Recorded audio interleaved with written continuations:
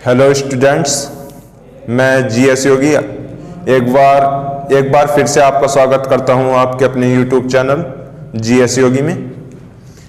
तो स्टूडेंट, कल हमने पढ़ा था वर्णमाला में हमने टॉपिक पढ़ा था स्वर। तो आज का जो टॉपिक है वो है व्यंजन। आज का जो टॉपिक है वर्णमाला में टॉपिक है व्यंजन।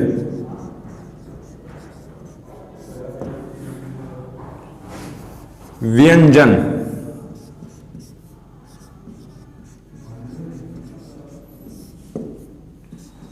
आज का टॉपिक है व्यंजन। व्यंजन होते क्या चीज हैं? व्यंजन वे ध्वनियां जिनके उच्चारण में स्वरों की सहायता लेनी पड़ती है उन्हें व्यंजन कहते हैं। वे ध्वनियां जिनके उच्चारण में स्वरों की सहायता लेनी पड़ती है उन्हें व्यंजन कहते हैं। वे ध्वनियां जिनके उच्चारण में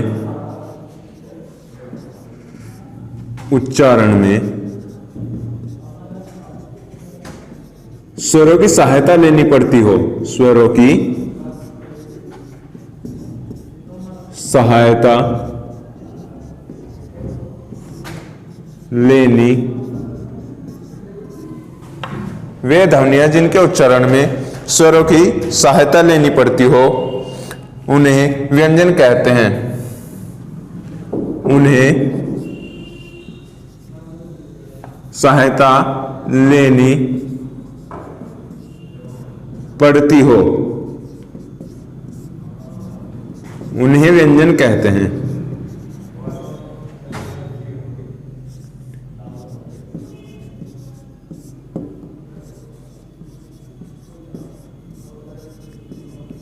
उन्हें व्यंजन कहते हैं। वे ध्वनियां जिनके उच्चारण में स्वरों की सहायता लेनी पड़ती हो उन्हें व्यंजन कहते हैं। ये अपने अर्थ पर निर्भर नहीं होते, ये अपने आप पर निर्भर नहीं होते क्योंकि ये स्वरों पर निर्भर होते हैं। ठीक है। स्वरों की तरह इनकी संख्या भी 3 होती है। संख्या व्यंजनों की संख्या 3 होती है। 3 वे कौन कौन से होते हैं? स्पर्श व्यंजन, अंतस्थ व्यंजन, स्पर्श व्यंजन, दूसरा है अंतस्थ व्यंजन,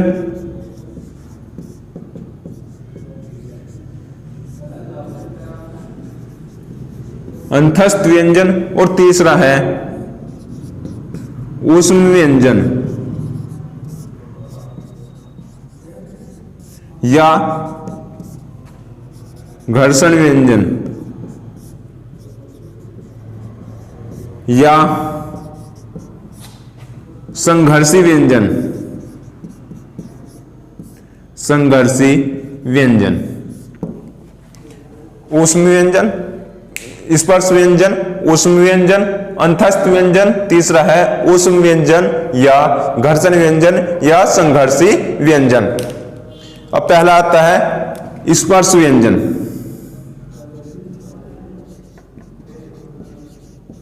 स्पर्श व्यंजन,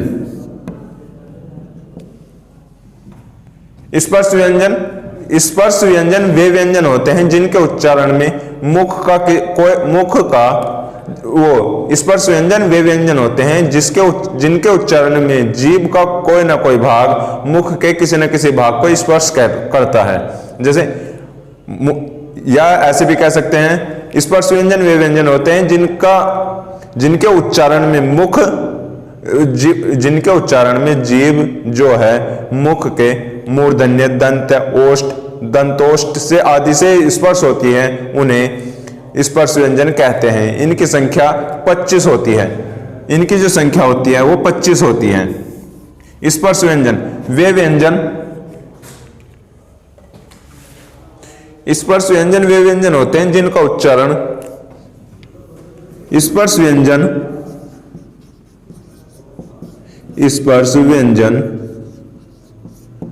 वे व्यंजन होते हैं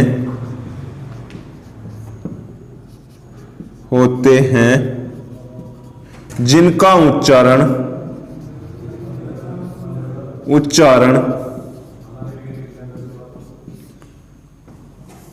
जिनका उच्चारण स्पर्श व्यंजन वे व्यंजन होते हैं जिनका उच्चारण कंठ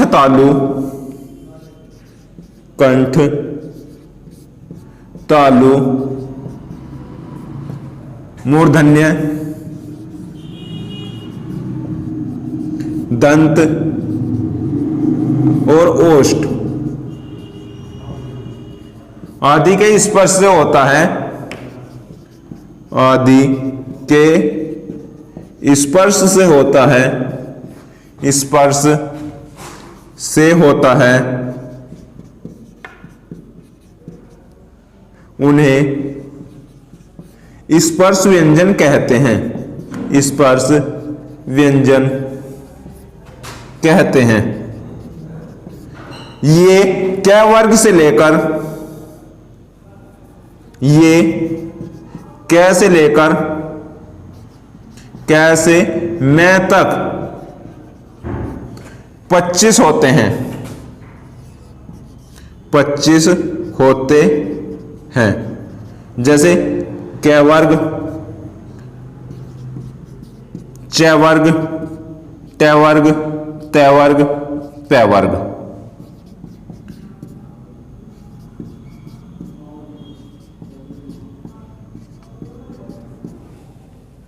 कै वर्ग, च वर्ग, ट वर्ग, प वर्ग।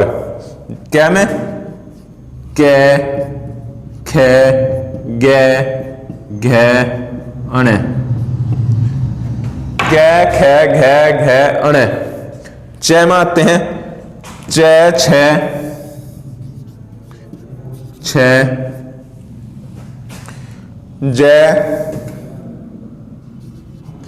झ, अण।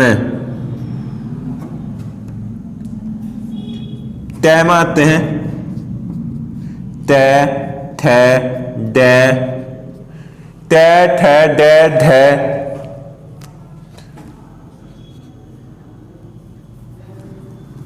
ट,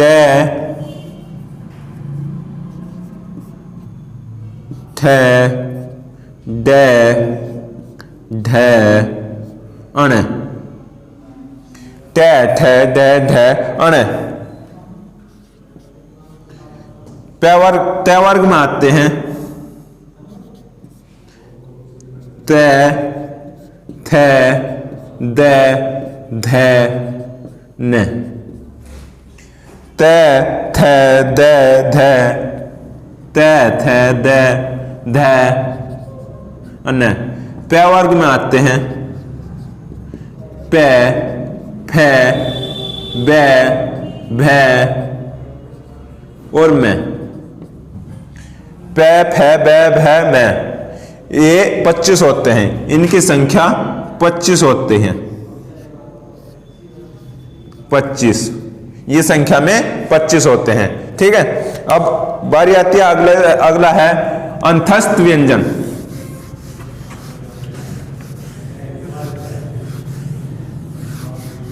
अंतस्थ व्यंजन इन व्यंजनों को अंतस्थ व्यंजन इसलिए कहा जाता है क्योंकि ये इस स्वर और व्यंजन दोनों के बीच में आते हैं।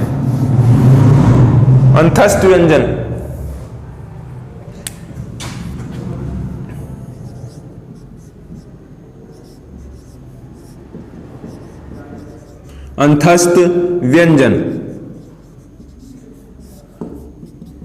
इन व्यंजनों को अंतस्थ व्यंजन इसलिए कहा जाता है क्योंकि ये जो व्यंजन है स्वर और व्यंजन दोनों के बीच में आते हैं, इसलिए इन्हें अंतस्थ व्यंजन कहा जाता है। इनकी संख्या 4 होती है। इन व्यंजनों को अंतस्थ व्यंजन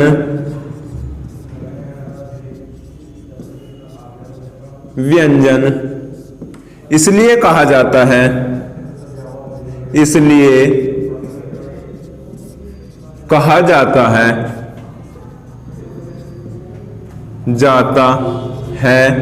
क्योंकि ये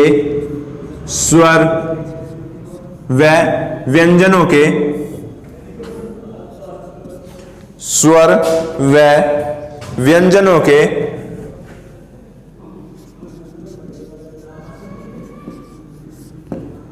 के बीच में आते हैं, बीच में आते हैं।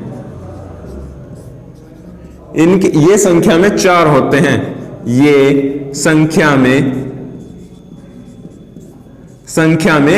4 होते हैं, संख्या में 4 होते हैं। 4 कौन कौन से हैं? य, रे, ले और वे। य, रे, ले और वे। संख्या में 4 होते हैं। कौन कौन से होते हैं?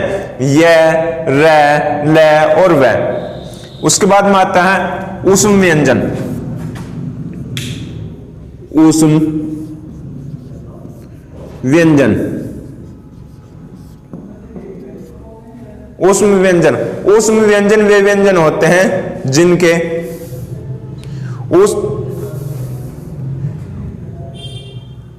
ऊष्म व्यंजन वे व्यंजन होते हैं जिनके उच्चारण में मुख से एक प्रकार की ऊष्मा या गड़गड़ाहट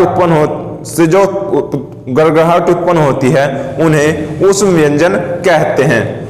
ऊष्म व्यंजन कहते हैं। इनकी संख्या 4 होती है, ये भी संख्या में 4 होते हैं। ऊष्म व्यंजन। ऊष्म व्यंजन वे व्यंजन होते हैं, वे व्यंजन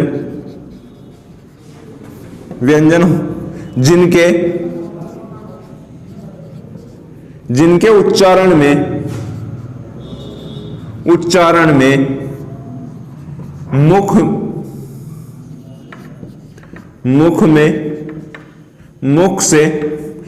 उच्चारण में मुख से घर्षण या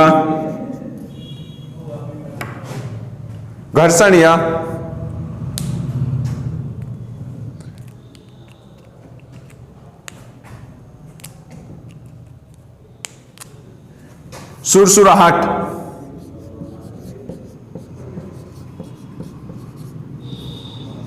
उत्पन्न प्रतीत होती है,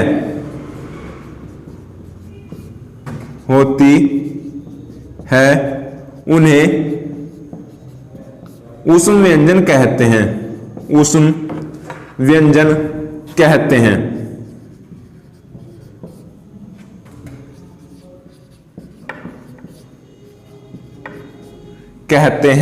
ये संख्या में 4 होते हैं, ये भी संख्या में 4 होते हैं। ये संख्या में 4 होते हैं। कौन से हैं? से,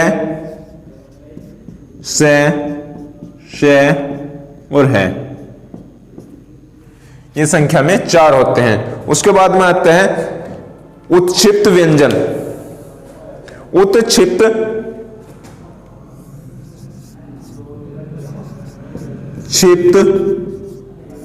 व्यंजन। उत्क्षिप्त व्यंजन कौन से होते हैं? उत्क्षिप्त व्यंजन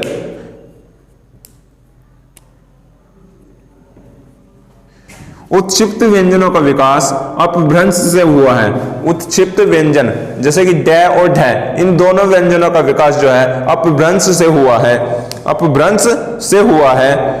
इनके उच्चारण में जीभ ऊपर उठकर नीचे मूर्धा को स्पर्श करती हुई नीचे गिरती है, इसलिए इन्हें उत्क्षिप्त व्यंजन कहते हैं। उत्क्षिप्त व्यंजन। इन व्यंजनों के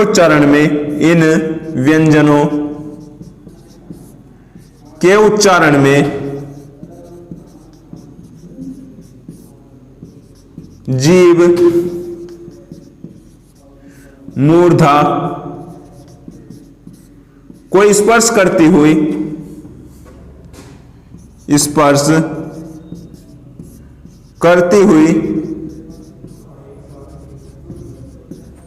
नीचे की ओर गिरती है।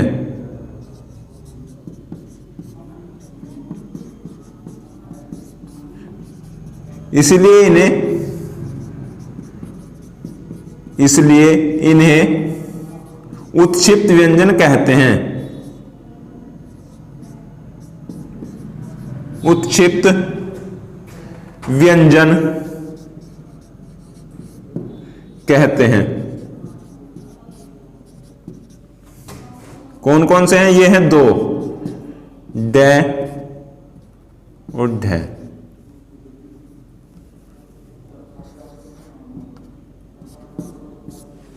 ड और ढ ये दो होते हैं, इन्हें उत्क्षिप्त व्यंजन कहते हैं। अब चलते हैं अपने संयुक्त व्यंजन। इसके बाद में आते हैं संयुक्त व्यंजन। संयुक्त व्यंजन, संयुक्त व्यंजन कौन से होते हैं? संयुक्त व्यंजन, संयुक्त व्यंजन होते हैं जिनके उच्चारण, जिन व्यंजनों के उच्चारण में संयुक्त व्यंजन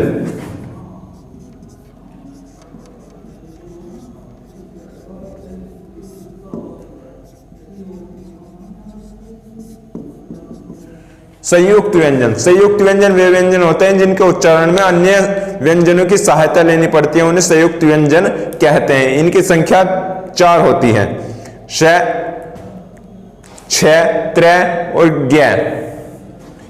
वे व्यंजन जिनके उच्चारण में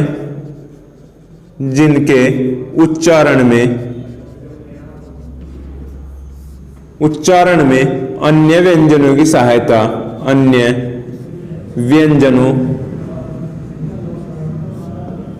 व्यंजनों की सहायता लेनी पड़ती हो, उन्हें संयुक्त व्यंजन कहते हैं। संयुक्त व्यंजन कहते हैं। इनकी संख्या 4 होती है, इनकी संख्या 4 होती है। कौन कौन से हैं? त्र, स्र, छ, स्र, त्र, स्र, छ और ज्ञ।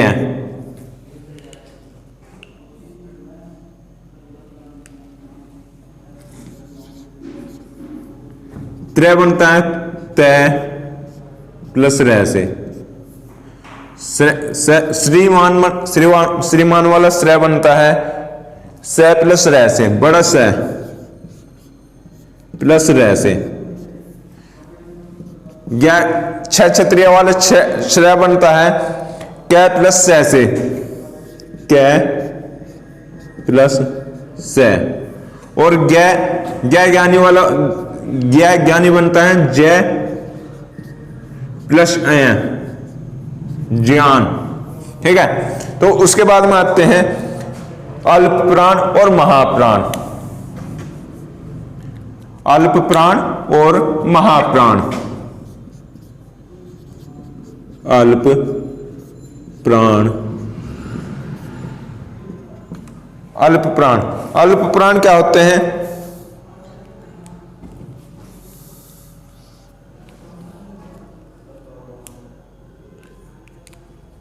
अल्प प्राण जिनके उच्चारण में, अल्प प्राण वे प्राण होते हैं जिनके उच्चारण में मुख से कम हवा निकले, उन्हें अल्प प्राण कहते हैं। ये है प्रत्येक वर्ग के पहला, तीसरा और पांचवा वर्ण अल्प प्राण में आता है। वे व्यंजन जिनके उच्चारण में मुख से कम हवा निकले, उन्हें अल्प प्राण कहते हैं। ये प्रत्येक वर्ग के पहला, तीसरा और पांचवा वर्ण होते हैं। वे व्यंजन जिनके उच्चारण में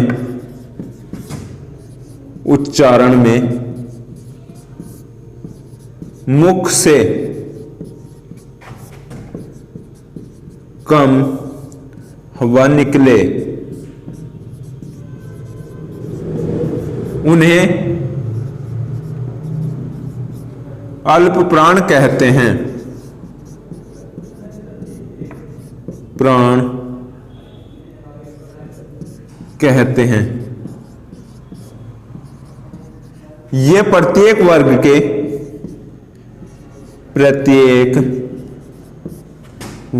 के पहले, तीसरे और पांचवा वर्ण है। पहला, तीसरा व पांचवा वर्ण है, इन्हें अल्पप्राण कहा जाता है। उसके बाद में आते हैं महाप्राण। वे व्यंजन जिनके उच्चारण में मुख से अधिक वायु निकले उन्हें महाप्राण कहते हैं, उन्हें महाप्राण कहा जाता है।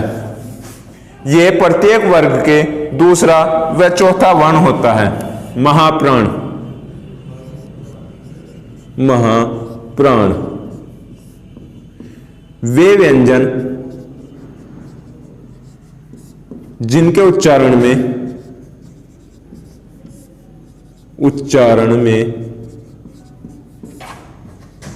मुख से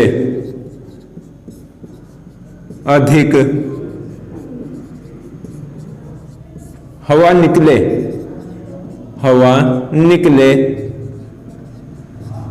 उन्हें महाप्राण कहा जाता है। महाप्राण कहा जाता है। ये प्रत्येक वर्ग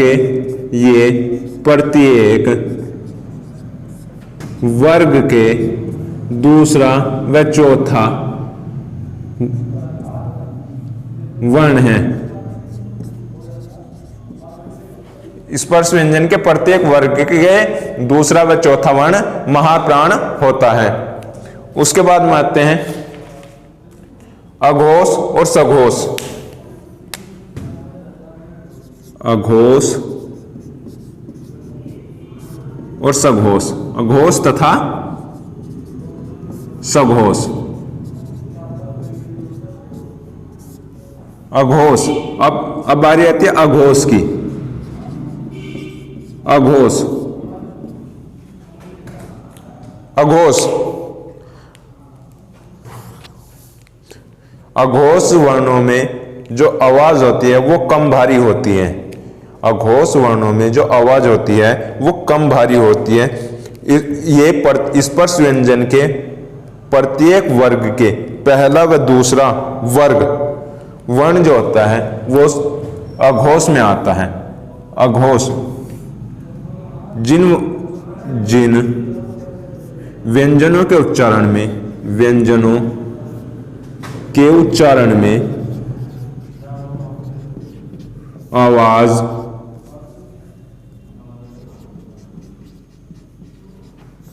कम भारी हो उन्हें अघोष कहा जाता है।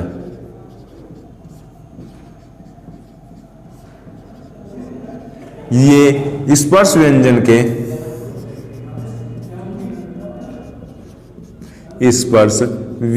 के प्रत्येक वर्ग के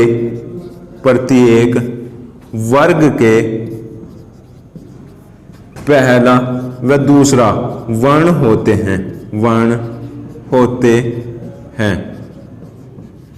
अघोष क्या है? अघोष वे व्यंजन होते हैं जिनके उच्चारण में मुख से जो आवाज होती है वो कम भारी होती है, इसलिए इन्हें और ये स्पर्श व्यंजन के प्रत्येक वर्ग के पहले व दूसरा वर्ण जो होता है वो अघोष होता है।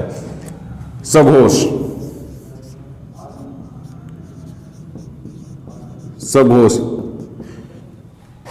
सघोष क्या होता है?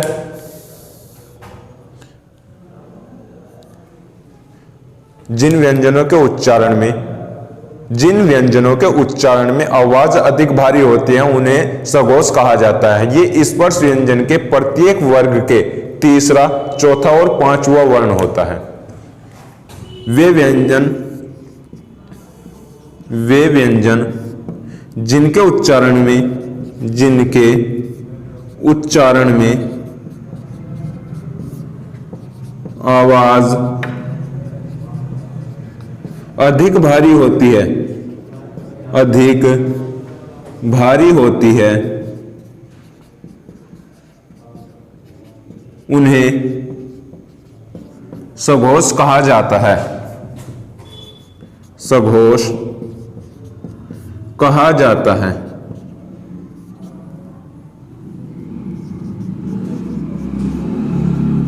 ये स्पर्श व्यंजन के प्रत्येक वर्ग के तीसरा, चौथा, पांचवा वर्ण होते हैं।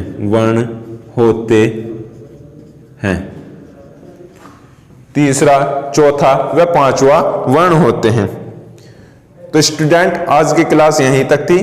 तो आपको हमारी क्लास कैसे लगी हमें कमेंट्स बॉक्स में जरूर बताएं, और जो बच्चा भी हमारी वीडियो पर पहली बार आया वो हमारे चैनल को सब्सक्राइब करे और हमारी वीडियो को ज्यादा से ज्यादा शेयर करें, लाइक करें और कमेंट्स करें। धन्यवाद।